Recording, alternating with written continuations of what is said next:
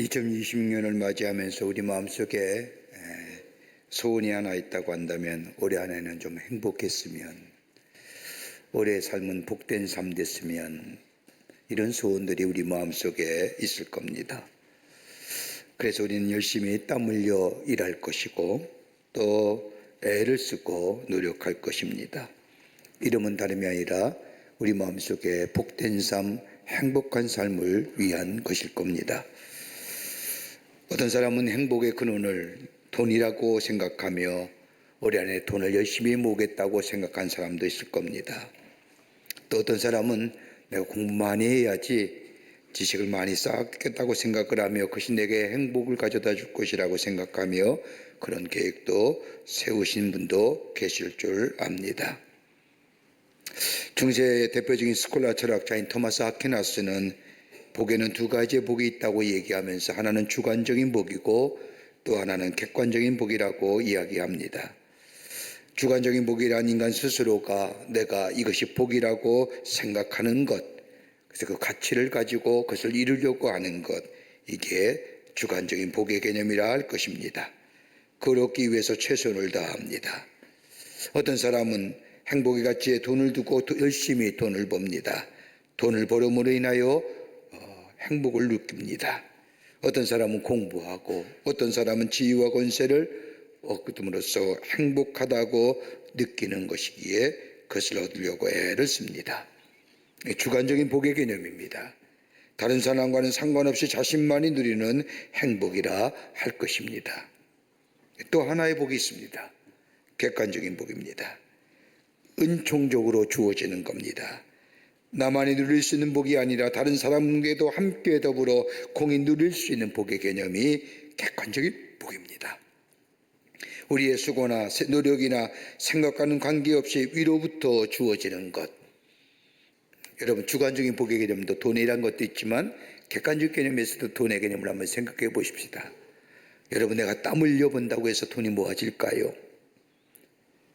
내가 애쓴다고 해서 몸부림친다고 해서 내가 돈이 모아질까요? 아마 그랬다고 한다면 다 우리 부자 됐을 겁니다. 위에가 누군가 주어줘야 됩니다. 다른 말로 말하면 하나님이 우리에게 주어줘야 합니다. 그럴 때 우리는 물질의 부자를 누릴 수가 있습니다. 재능도 마찬가지입니다. 그러니까 이건 절대적인 복입니다. 여러분, 이러한 복은 내가 어떤 가치를 가지고 어떤 가치 쪽에 사느냐에 따라서 나오는 복의 개념이라 할 것입니다. 내가 어디에 내 삶의 가치를 두고 사느냐에 따라서 복이 달라지는 겁니다. 내가 느낌에 따라 달라지는 겁니다. 이런 의미에서 오늘 본문의 말씀을 보십시오. 오늘 본문의 말씀은 우리가 잘 알고 있는 말씀입니다. 어느 농촌에 사는 어느 부자가 소출이 많아서 자기가 가지고 있는 곡간에 다 저장할 수가 없게 되자 이 부자는 곡간을 열고 다시 크게 지어 많은 곡식과 재물을 쌓아두고 이제는 내 소유가 넉넉하니 먹고 마시고 즐기자라고 말합니다. 그때 하나님께서 이 어리석은 부자야, 오늘 밤 내 생명을 불러가며 이 모든 것이 누구의 것이 되겠느냐라고 말씀하시면서 예수님이 이렇게 비유를 말씀하시며 이 어린 작은 부자를 책망하시면서 하나님께 대하여 부여치 못한 자가 바로 이와 같도다라고 말씀하십니다. 여러분, 본문의 말씀을 가만히 보십시오. 오늘 이 부자를 향하여 어리석은 부자라고 얘기하지만 여러분 가만 보십시오. 이렇게 많이 소출을 얻을 수 있는 것은 나름대로 근면했을 겁니다. 나름대로 정직했을 겁니다. 어떻게 보면 이 사람은 신중한 사람이여 열심히 산 사람이라고 할 것입니다. 근데 우리 주님은 그 사람을 향하여 신중한 사람이야, 열심히 사는 사람이야, 정직하고 근면한 사람이야 라고 말하지 아니하고 어리석은 사람이야, 무지한 사람이야 라고 얘기하십니다. 왜 그러실까요? 우리의 개념은 나름대로 잘 살았다고 하는데 예수님은 어리석은 사람, 무지한 사람이라고 말씀합니다. 이유가 어디 있을까요? 올해 우리의 삶이 하나님이 주시는 축복에 누리는 삶, 복된 삶 살아가기를 원합니다. 그런 축복이 여러분 가운데 있어지기를 원합니다. 그렇다고 한다면 하늘의 부요함과 땅의 풍성함을 누리며 사는 삶의 비결이 어디 있을까요? 오늘 본문의 말씀을 통해서 함께 말씀을 나누며 은혜 나누기를 원합니다. 첫째는 영적인 풍성함이 먼저입니다. 오늘 19절 말씀을 보십시오. 이제 내 소유가 넉넉하니 평안히 쉬고 먹고 마시고 즐기자라고 얘기합니다. 오늘 여기 부자의 모습을 보십시오. 부자의 관심은 육신의 안락과 평안함에만 관심이 있지, 오늘 이 본문의 말씀 예수님의 비유 가운데 나오는 이 부자의 삶 속에 영혼의 문제는 1절 나오지 않습니다. 이 부자의 관심은 오직 육체뿐이었습니다. 그러기에 먹고 쉬고 마시고 즐기자, 다분히 육체적인 관한 것들입니다. 여러분, 성경의 말씀을 보십시오. 인간은 분명히 흙으로 빚어진 존재입니다. 흙으로부터 비롯된 육체라고 하는 것에 하나님께서 생기를 불어넣을 때에 비로소 하나님의 형상대로 지음받은 인간이 이 땅에 창조됩니다. 하나님의 생기가 들어갈 때에 비로소 인간이 인간 되었다는 겁니다. 하나님의 생기가 다름 아닌 하나님의 영입니다. 거룩한 영입니다. 숨을 쉬지 않은 인간은 죽은 인간이듯이 하나님의 영이 함께하지 않는 삶, 인간은 죽은 인간과 마찬가지입니다. 육체와 더불어 마음만 있다고 해서 인간이 아닙니다. 영이 살아야 합니다. 영이 살아있을 때 비로소 하나님의 형상대로 지음받은 인간이라고 말할 수 있는 겁니다. 그런데 영이란 것은 성경 말씀을 보면 진리와 계시의 영이라고 말합니다. 영이 살아있을 때에 하나님과의 영적인 관계가 맺어집니다. 영이 살아있을 때에 진리를 깨닫게 됩니다. 영이 살아있을 때에 하나님의 말씀을 들을 때 그 말씀이 무엇인가 압니다.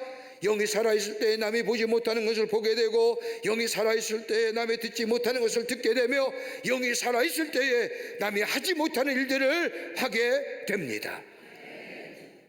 이 영이 살아야 되는 겁니다. 여러분, 아무리 똑똑하고 아무리 지식이 있고 아무리 능력이 있다 할지라도 영이 죽으면 아무런 소용이 없습니다. 육체는 살아있을지 모르지만 영이 죽었습니다.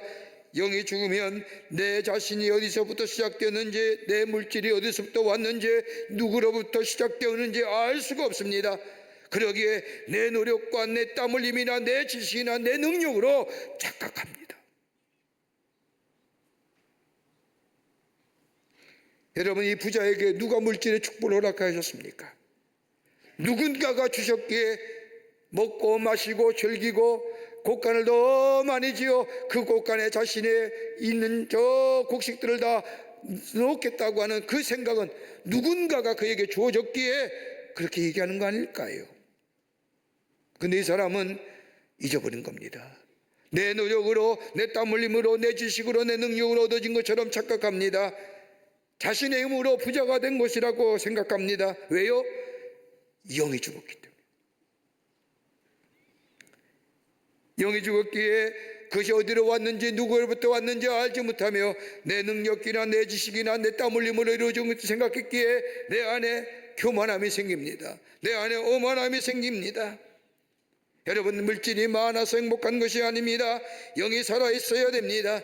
영이 살아있을 때에 나의 소유가 어디로부터 왔으며 누구로부터 시작된가 알 뿐만 아니라 자신의 능력으로 주어진 것이라고 생각하며 내가 수고와 노력에 얻어진 재물이라고 생각하지 않고 하나님이 주셨다고 하는 것에 겸허함이 생기고 겸손한 자세의 삶을 살아갑니다.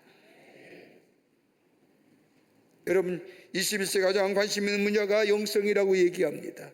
여러분, 꼭 교회에서나 다른 종교에서의 영의 문제를 얘기하는 것이 아니라 일반의 사업이나 일반의 비즈니스에도 영이 있어야 된다라고 얘기합니다. 왜 영성에 대한 관심이 많으냐? 다름이 아니라 지금의 과학적인 세계관이 인간성을 황폐하게 한 철학적 반조경이 인간의 영에 대해서, 영성에 대해서 갈구함이 생겼다는 겁니다. 다시 말한다면 과학적이고 물질적인 세계관에 대한 반정의 결과가 다시 말해 영적인 것에 관심을 갖게 했다는 겁니다. 과학과 물질이 종교적인 상상력을 고갈시켰습니다. 물질 만능주의 사회로 만들었습니다. 여러분, 가만 보십시오. 여러분, 우리가 가장 많이 우리의 삶 속에 듣는 이야기가 뭘까요? 돈에 관한 얘기입니다. 다 돈에 관한 얘기입니다. 여러분, 이런 물질 만능주의적인 세계관이 인간의 정신적인 함몰을 가져왔다는 겁니다. 그러기에 이로 인하여 삶의 무의미성, 삶의 방향성을 잃어버리고 목적성을 잃어버린 사람들 모습, 그러기에 영적인 것에 관심을 가졌다는 겁니다. 여러분 가만히 보십시오. 그 세속적인 영성에 관심 갖는 것들, 여러분 어떤 것들일까요? 다 하나같이 공통점이 있으면 자기개발이나 인간의 존엄성에 관한 이야기입니다. 거기에 하나님의 이야기가 하나도 없습니다. 하나님과의 관계성이 얘기를 안 합니다. 그저 자기개발과 더불어 인간의 존엄성에 관한 이야기를 합니다. 여러분, 그런데 분명한 것은 여러분, 우리 인간의 존엄성이, 내 인식이, 나의 정체성이 어디서부터 시작될까요?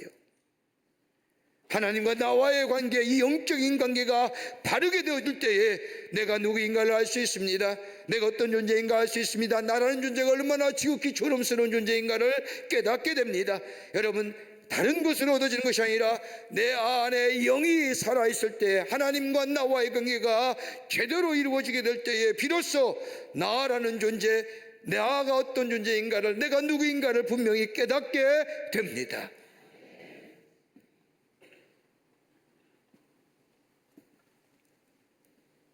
어디서 가능할까요? 무엇이 가능하게 만들까요? 하나님의 말씀입니다. 여러분, 어디서 하나님의 말씀을 들을 수 있을까요? 예배할 때 하나님의 말씀을 듣게 됩니다. 하나님 앞에 나와 하나님 앞에 예배할 때에 하나님의 말씀이 들려옵니다. 하나님과 나의 관계가 새로운 관계로 맺어집니다. 그 안에 나의 영혼을 새롭게 하며 내 양심이 별진된 양심이 깨끗한 양심으로 바뀌게 됩니다. 믿는 자의 도리가 확실해질 뿐만 아니라 더 나아가 믿음의 진보를 이루며 믿음의 열매가 맺어지게 됩니다. 예배할 때입니다.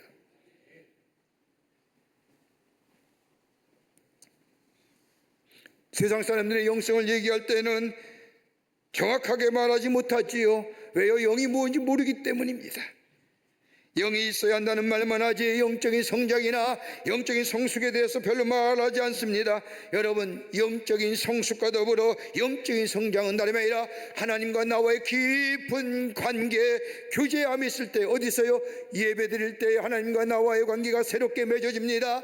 들려오는 하나님의 말씀이 내 가슴을 칩니다. 내 변질된 양심이 깨끗한 양심으로 달라집니다. 믿음의 도리를 알게 됩니다. 서로 선행하며 격려하는 삶으로 새롭게 달라집니다. 하나님의 살아계심을 느끼며 나라는 존재가 하나님의 의단에서 얼마나 소중한 존재를 깨닫고 살아가게 됩니다. 그러니까 예배 잘 드리는 거예요.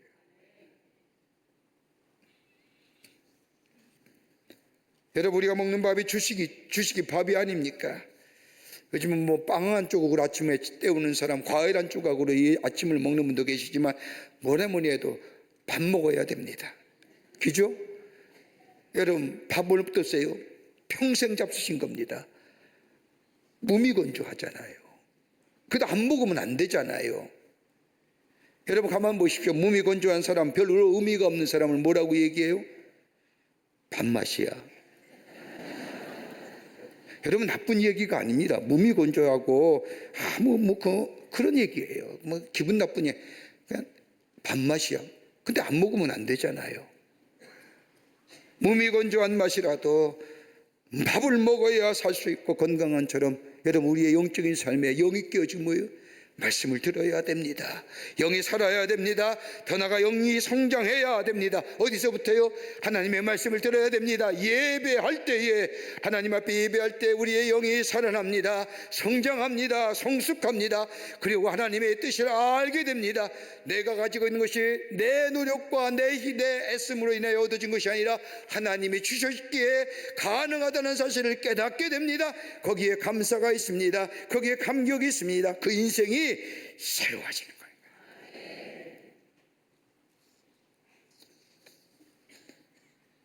영이 살아야 됩니다. 그러기에 예배를 소중히 여기고 예배를 사모하는 심령이 되시기를 바랍니다. 여러분, 매주일 예배 드리는 거, 이거 얼마나 소중한 일입니까? 여러분, 한 주일 예배 안 나오면요, 교회 빠지면요 불안해요. 그러시죠? 2주 빠지면 어때요? 안 나갈 구실이 생겨요. 3주 빠지면요 걱정거리가 생겨요. 한 달 빠지면 뭐가 돼요? 아닌 것처럼 그렇게 앉아있지 마시라고요. 한 달 빠지면 마음이 강팍해져요. 4달 빠지면요, 교회에 앉을 자리가 자리 이동이 돼요. 엄한 데 앉아 있단 말이에요. 영이 죽어가는 거예요. 영이 살아야 됩니다. 영이 살아야 내가 무엇하고 내가 있는 것이 누구의 것이며 내가 무엇할 것이며 내 삶이 새로워지는 역사. 어디요? 하나님과 나와의 관계. 어디요? 예배의 자리에 있을 때에. 우리 안에 예배의 자리에 빠지지 아니하며 영이 성숙되고 성장되어 하나님의 놀라운 풍요로운 역사를 경험하시는 여러분 되시기를 주의 이름으로 축복합니다. 두 번째는 이기적인 탐심에서 자유로울 때에 하나님 앞에서 부유한 자 됩니다. 내 안에 탐심이 사라져야 됩니다. 오늘 여기 본문의 말씀을 보십시오. 부자는 중얼거립니다. 평안히 쉬고 먹고 마시고 즐거워하자. 여러분 오늘 본문 말씀을 가만히 읽어보십시오. 철저하게 육체적인 겁니다. 더 나아가 뭐요? 이기적인 겁니다. 여기에 쉬고 먹고 마시고 즐거워하자, 편안히. 오늘 짧은 말씀, 본문의 말씀을 보십시오. 이 예수님의 비유 가운데, 이 부자의 비유 가운데 나라는 1인칭이 무려 이 짧은 말 6번이나 반납니다. 내가, 나, 내 곳간, 내 영혼, 내 모든 것. 철저하게 이기적인 마음이지요. 애써 도운 이의 생각도 없습니다. 주신 이의 생각도 아닙니다. 다 내 노력과 내 땀 흘림과 내 수고에서 얻어지기에 나는 평안히 쉬고 먹고 마시고 즐거워할 것이야. 다 내 거 마인 아닌 겁니다. 이웃에 대한 관심이라든지 더 나아가 뭐요? 하나님에 대한 관심 아무것도 없습니다. 유명한 헤이워드라고 하는 사람이 이야기하기를 사람이 천국에 들어가지 못하는 것은 그가 가진 재물을 소유하고 있다는 것이 아니라 재물이 그를 소유하고 있다는 사실 때문이다. 돈이 그 자체가 문제가 아니라는 겁니다. 돈이 사람을 지배하기 때문입니다. 사람이 돈의 노예가 되기 때문입니다. 여기에 정신도 가치관도 다 빼앗겨 버립니다. 정신도 가치관도 없무해지니 이웃에 대한 관심, 더 나아가 하나님에 대한 관심이 일절 없습니다. 오로지 자신의 그만 관심 있는 겁니다. 이기심의 포로가 된 거죠. 여러분 오늘 본문에 나오는 이 예수님의 비유 가운데 나왔다는 이 부자는 근면한 사람입니다. 성실한 사람입니다. 자신의 부는 자신의 땀과 노력으로 이루어졌고 다른 사람의 부는 운이 좋아서 돈 벌었다고 얘기하는 사람이 아닙니다. 정직한 자요, 근면한 자요, 열심으로 산 사람입니다. 그럼에도 불구하고 예수님 뭐예요? 그를 가리켜서 무지한 자, 어리석은 자라고 하는 것은 뭐예요? 이기심의, 탐심의 사람이라. 철저하게 자기만 합니다. 극도의 이기적인 사람입니다. 많은 소유를 가졌다고 해서 죄가 되는 것이 아닙니다. 문제는 자신의 소유를 값있게 쓸 줄 몰랐다는 겁니다. 나만 먹고 마시고 즐기고 쉬고 편안히 하는 삶. 여러분 마태복음 19장의 말씀을 보십시오. 한 부자 청년이 예수님께 나와서 내가 무슨 선한 일을 하여야 영생을 얻을 수 있습니까? 라고 묻습니다. 이러한 질문에 예수님이 말씀하기를 어찌하여 선한 이를 내게 묻느냐? 선한 이는 오직 한 분이시니라. 내게 생명에 들어가려고 하면 계명을 지키라. 청년이 묻습니다. 무슨 계명이요? 그때 예수님께서 말씀합니다. 살인하지 말라, 간음하지 말라, 도둑질하지 말라, 거짓 증언하지 말라, 내 부모를 공경하라, 내 이웃을 내 자신과 같이 사랑하라 하신 것이니라. 이 말씀을 들은 이 청년이 내가 다 지켰습니다. 무엇이 부족하리까? 그때 예수님 말씀하지 않습니까? 내가 운전하고자 할진대 가서 내 소유를 팔아 가난한 자들에게 줘라. 그리하면 하늘에서 보화가 내게 있으리라. 그리고 와서 나를 따르라 라고 말씀하는 이 말씀을 듣는 이 청년이 뭐예요? 머리를 그적거리며 돌아갔다는 거예요. 문제 없잖아요. 철저한 유대인이에요. 예수님 말씀한 것처럼 살인하지 말라, 간음하지 말라, 도둑질하지 말라, 거짓 증언하지 말라, 내 부모를 공경하라, 내 이웃을 가진 것 같이 사랑하라. 내가 지켰습니다. 문제가 없습니다. 다 지켰습니다. 그런데 우리 주님이 뭐예요? 그러면 내 소유를 팔아 가난한 자에게 나눠주고 나를 따르라 했을 때에 이 부자 청년은 머리를 끄적끄적하며 근심하며 돌아가. 계명은 지켰는지 모르지만 하나님을 섬기지 못했잖아요. 계명은 지켰는지 모르지만 하나님을 섬기지 못했잖아요. 이 청년의 마음은요, 하나님과 만몬이라고 하는 이 돈이라고 하는 두 사이에 돈은 섬길지 모르지만 하나님을 섬긴 일에 못하잖아요.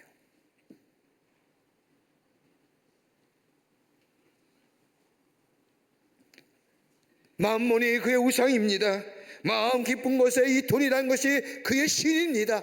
계명은 지킨지 모르지만 도덕적으로 윤리적으로는 잘 지켰는지 모르지만 정녕 그의 마음속에 하나님보다는 돈이 그의 마음속에 자리 잡고 있잖아요.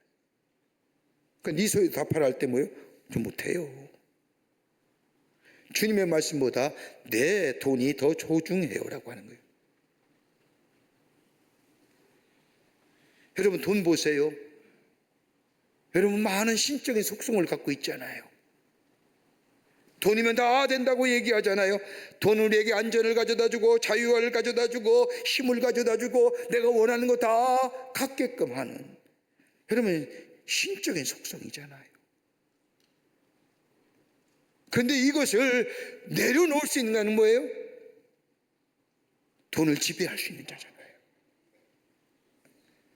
이 부분이 못하는 거예요. 그 반대로 누가복음 19장에 나오는 삭개오의 이야기를 보십시오. 자신 돈이 전무인 줄 알고 살았습니다. 다른 사람이 뭐라 하든 자신의 동족이 힘들어하든 말든 관계없습니다. 돈을 쫓아가던 사람이었습니다. 돈이 자신의 신이었습니다. 돈만 있으면 다 되는 걸로 생각했습니다.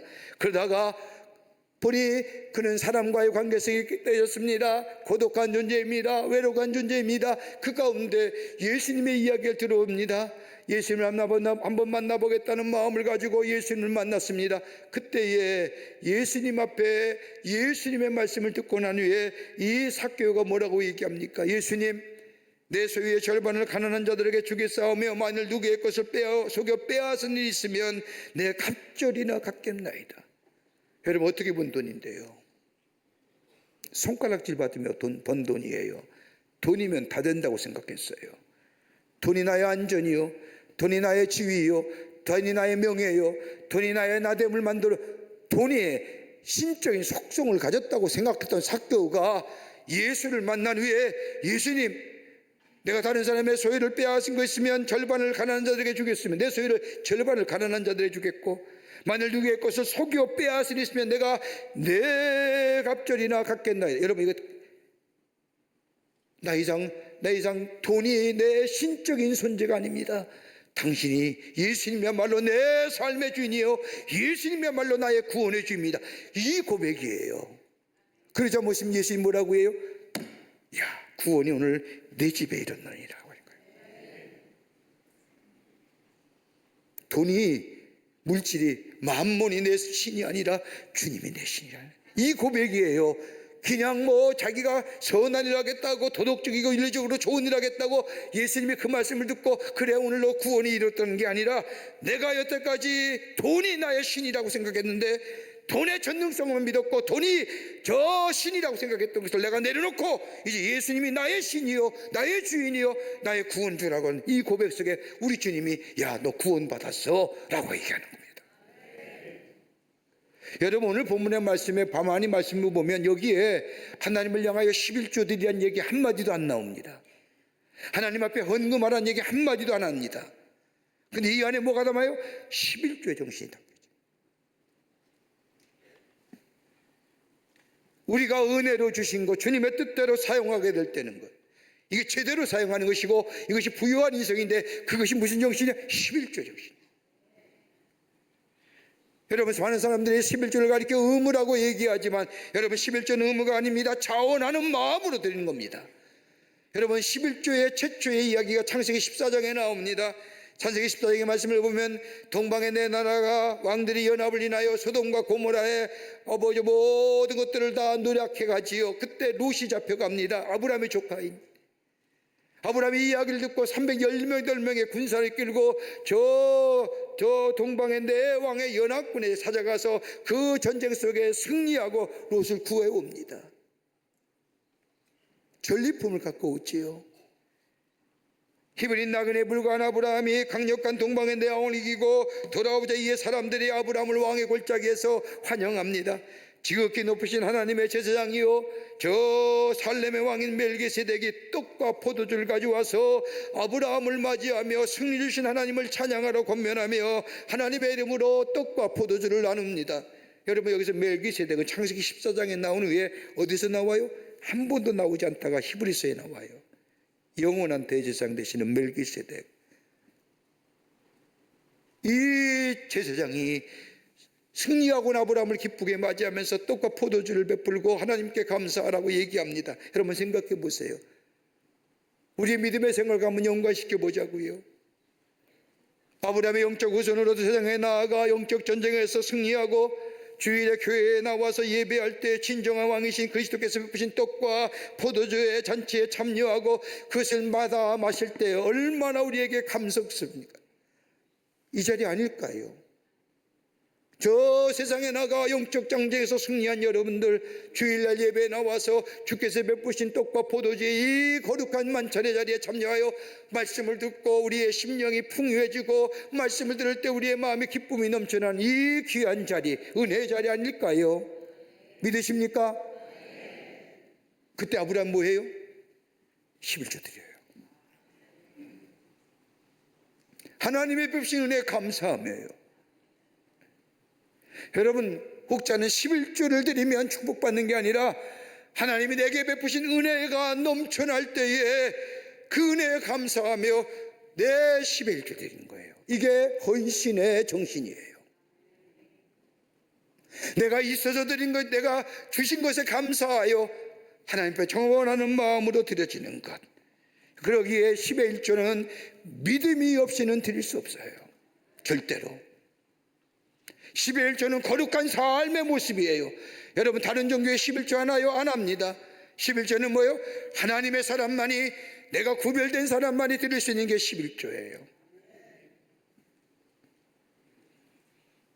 은혜를 깨닫지 못하면 절대로 드릴 수 없는 것이 11조입니다. 여러분, 이 믿음 가지고 베푸신 은혜에 감사하며 믿음의 정신이요 거룩한 삶의 정신이요 감사와 기쁨의 마음으로 드리는 것이요, 그리고 하나님이 내게 주신 것 축복한 후에 드려지는 이 11조의 헌신의 모습을 가지고 하나님 앞에 드려지는 인생이 될 때에 하나님 뭐라고 약속하세요? 말라기 3장 10절의 말씀을 보면 만군의 여호와가 이르노라 너희 온전한 11조를 창고에 들여 나의 집에 양식 있게 하고 그것으로 나를 시험하여 내가 하늘문을 열고 너희에게 복을 쌓을 것이 없도록 붙지 아니하나 시험해보라. 하나님 그 믿음 보시고요, 그 11조의 정신을 보시고 저 하늘문을 여신다는 거예요. 그 여시는 게 어떤 거예요? 창세기 7장에 나오면 노아의 홍수처럼 하늘이 열려질 때에 빛이 묻으러 내린 것처럼 그런 축복이 우리의 삶 가운데 있어지게 된다는 겁니다. 그러니까 뭐예요? 11조가 더 커져가는 거잖아요. 그게 축복 아닐까요? 내게 베푸신 은혜에 감사하며 기쁜 마음으로 믿음으로 거룩한 삶의 자세로 그리고 감사의 기쁨으로 하나님 앞에 11조 드릴 때 하늘문이 열려지고 하늘이 놀라운 축복으로 내 속에 넘었을 때 내가 더 크게 드리고 더 많이 드려 내 삶이 풍요로우실 뿐만 아니라 하나님에 대하여 부유한 자의 신세가 살아가는. 왜 이런 결단이 우리 없을까요? 왜 믿음으로 드리지 못할까요? 왜 인색함으로 드려지는 걸까요? 그뿐 아니라 하나님께서 우리의 믿음의 고백과 믿음의 헌신을 보시고 말라기의 말씀을 보면 채우고도 넘치도록 허락하여 주신다네. 복을 쌓을 것이 없도록 붙지 아니하라 시험해보라. 그 은혜로 하나님 감사합니다. 하나님 감사합니다. 기쁜 마음으로. 여러분, 11조가 의무적으로 되는 것은 언제? 레위기 27장에 나와요. 광야에 나와서 이스라엘 백성에게 저 430년 동안 애굽의 노예생활을 했던 이스라엘 백성이 아무것도 모를 때 하나님의 은혜도 잊어버리고 하나님의 사랑도 잊어버린 저 이스라엘 백성에게 뭘 말해요? 11조의 정신을 얘기할 때 의무적으로 얘기하는 거예요. 그때 그전에는 뭐예요? 기쁜 마음으로, 자원하는 마음으로, 감격한 마음으로. 그럴 때 하나님 뭐예요? 하늘의 문을 여시고 넘치게 하실 뿐만 아니라 우리에게 싸울 것이 없는 축복으로 허락해 주십니다. 여러분, 이게 물질에, 돈에 넘어서는 일이에요. 돈에 자유로운 자예요. 돈에 쪼들림이 없는 거예요. 만몬의 신을 정복하는 거예요.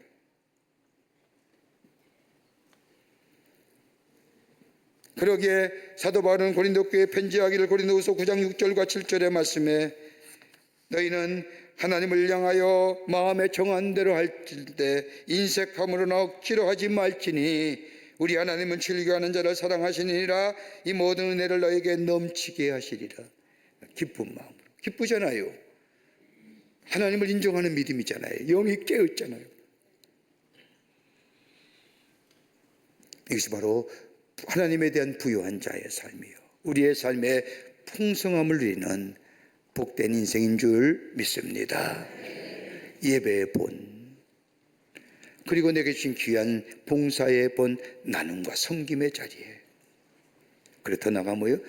하나님 앞에 드려지는 헌신의 모습, 그 가운데 11조의 삶의 모습. 이게 하나님께 대한 부유한 자요, 우리의 삶 속에 풍요로움과 풍성함을 누리는 삶의 비결인 줄 믿습니다. 이런 놀라운 은혜가, 놀라운 믿음의 결단을 통하여 하나님의 축복이 여러분과 저 가운데 이번 안에 넘쳐나시기를 주의 이름으로 축원합니다. 하나님 감사합니다. 저희들 주께서 사랑해 주셔서 하나님의 자녀 삼으심에 감사합니다. 우리의 모든 것이 다 하나님께로 왔는데 잊어버리고 살 때가 얼마나 많았는지, 내 노력과 내 정성과 내 애씀의 결과라고 생각하며 사는 우리들의 오만함과 교만함 이제 내려놓게 하여 주시고, 더 주님 앞에 나아가 예배함으로 들려오는 말씀 속에 새로워지는 역사가 있게 하시며, 내가 주신 것들 하나님이 주신 은혜라고 생각하며 우리의 설표 나눔과 섬김의 모습을 통하여 우리 마음속에 가지고 있던 이 잘못된 마음들 넘어서게 하여 주시고, 온전한 11조의 삶을 통하여 하나님의 약속의 성취를 누리며 살아가는 저희가 되게 하여 주시옵소서. 성령이 도우실 줄 믿으며 예수님의 이름으로 기도하옵나이다. 아멘. 지금은 우리 주 예수 그리스도의 크신 은혜와 하나님 아버지의 한량없으신 사랑하심과 성령님의 인도하심이 청지기 주일 아침 주의 전에 나와 마음과 정성을 모아 하나님 앞에 예배하며 주의 주신 사명 온전히 감당하여 하늘의 부유한 자로 땅의 풍요로운 자로 살아 하나님의 살아계심을 증거하는 자로 살기로 결단하고 저 세상을 향하여 나아가는 우리 모든 사랑하는 광림의 권속들과 영상을 통하여 예배에 참여한 모든 이들 위해 주께서 지금으로부터 영원토록 함께 하시기를 간절히 축원하옵나이다. 아멘.